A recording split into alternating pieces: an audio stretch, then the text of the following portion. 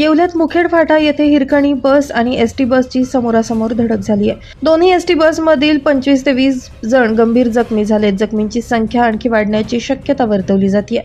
जखमींना उपचारासाठी उपजिल्हा रुग्णालय येवला या ठिकाणी हलवण्यात आले।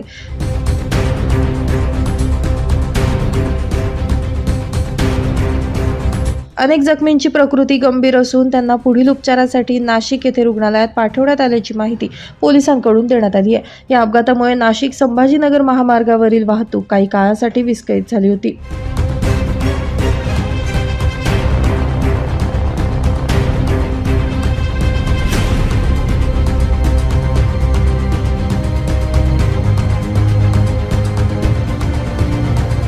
मी चालक नाशिक एक आगाराचा आणि हा समोरून आलेला हरणारा डेपोची गाडी फुल स्पीडनं आलेला आणि ड्रायव्हर साईडला धक्का।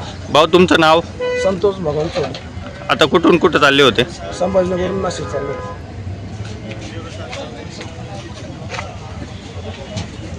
ड्रायव्हर साईडला येऊन आपडला।